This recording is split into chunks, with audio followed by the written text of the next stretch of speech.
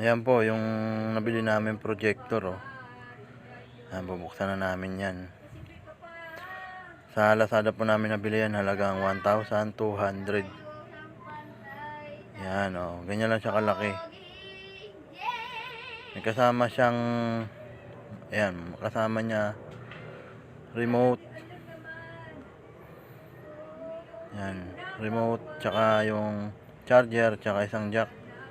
Tsaka yung manual niya na wala naman nagbabasa.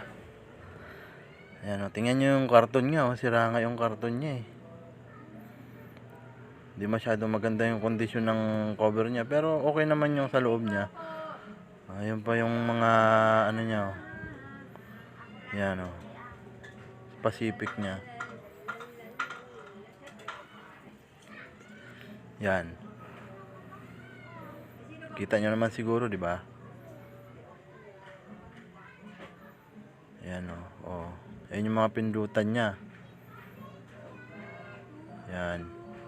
May adjustan din siya ng yung papalaki mo, isusum mo siya. Pwede mo siyang isum. And nandyan yung volume, yung power on, tsaka yung press OK. Ayan, lagay ng HDMI at tsaka USB. Ayan, nandyan din yung speaker niya.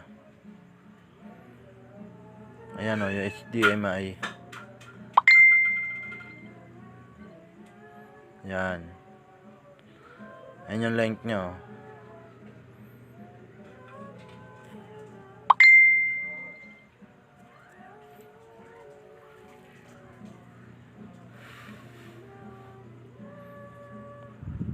Ayan. Ayan yung remote niya.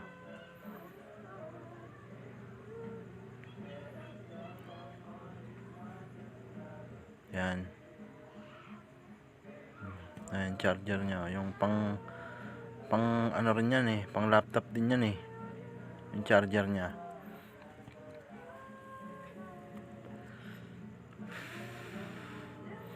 Tapos yung isang jack niya pang speaker. Para pwede mo siyang i-connect sa speaker kasi wala siyang Bluetooth, eh.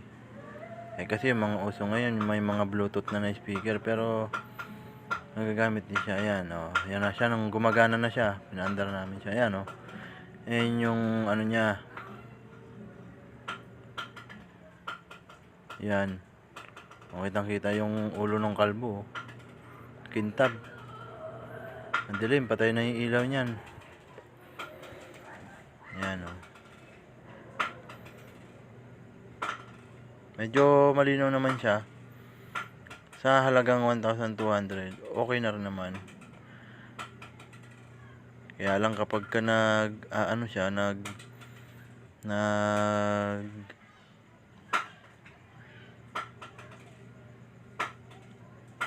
nag-set up siya, o kaya bubuksan mo yung wifi, lalagay mo yung mga password o kaya yung Google account mo, hindi mo ano, kasi ang labo ng ano, hindi mabasa yung ano, yung letter, yung sulat. Pag malalaking letter lang saka nababasa. Pero okay naman siya kasi para ka rin nasa sinihan, eh. Maganda rin naman na